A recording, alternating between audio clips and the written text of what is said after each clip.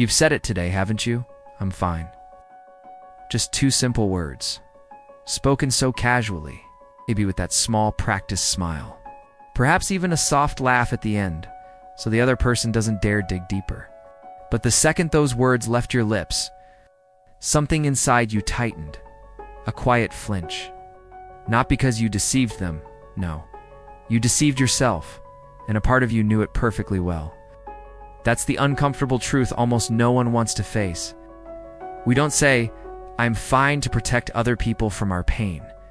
We say it because we're desperately trying to protect ourselves from having to feel what's really happening underneath. Stop. That wasn't honesty. That was avoidance wearing its best polite mask. Close your eyes for a moment and replay the last time you said it. Was it after a long, draining day at work when your boss dumped more responsibilities on you? Your chest felt heavy, your mind was racing, but you forced a smile and said, "I'm fine." Or maybe it was with your partner. You noticed you were distant. Asked gently how you were doing after you'd spent yet another sleepless night, staring at the ceiling, replaying every small failure. You answered, "I'm fine," while already steering the conversation somewhere safer.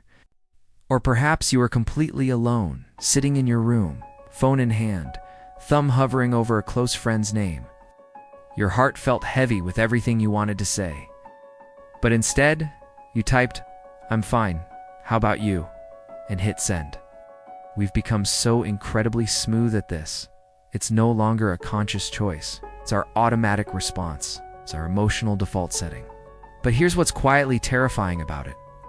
Every single time you utter, "I'm fine," when you're breaking inside, you're slowly training your own mind to treat your real emotions like unimportant background noise. You're teaching yourself day after day that what you actually feel matters less than keeping things comfortable and acceptable on the surface. And the worst part, you've become so skilled at this game, you barely even notice you're playing it anymore.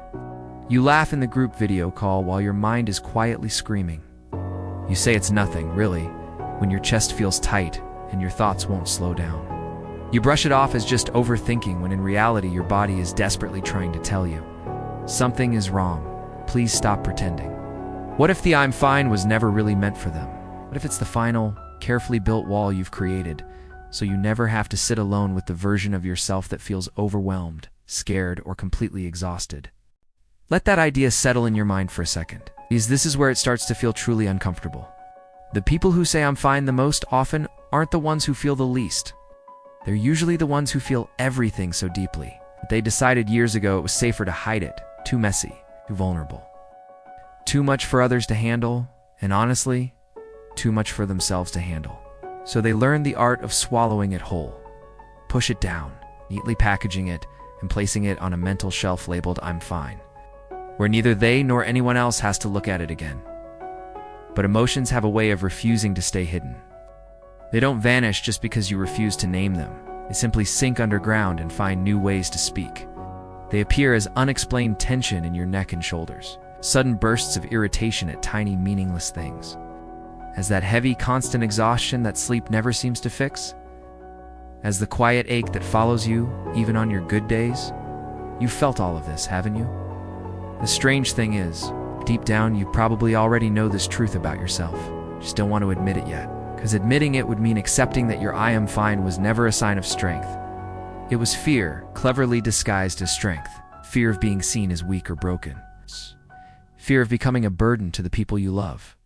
Fear that if you finally spoke the truth, the carefully built image of the strong, together version of you might start to crack and fall apart. So you keep the mask firmly in place, even when it starts to suffocate you, even when it costs you peace. But right now, as these words sink in, something just shifted inside you, didn't it? You felt it, that tiny, almost imperceptible pause? That pause? That's the turning point. Oh, that's the exact moment when you catch yourself in the middle of saying "I'm fine." And for the first time, you don't automatically believe the lie. That pause is everything. It's the first real crack in the armor you've been carrying for years. It's the moment when real awareness quietly steps in and whispers, "Hey, I see you. I've always seen you."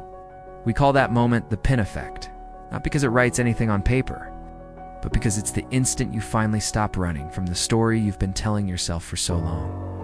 And in that small pause, real control begins. Not control over how others see you, but control over the one person you've been lying to the longest, yourself. Suddenly, the realization hits. You weren't saying "I'm fine" to comfort them. You were saying it so you wouldn't have to face how much worse you actually felt. That's the hidden pattern. The one that lives in the gap between what we say and what we truly feel.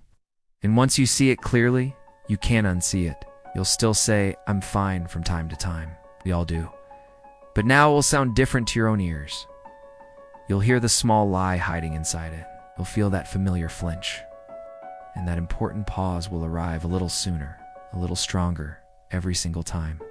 Until one day, you choose not to say it at all. Instead, you say what's actually there, raw, messy, and real. Not because you suddenly turned into some fearless person, but because you finally grew tired of quietly betraying yourself just to keep everyone else comfortable.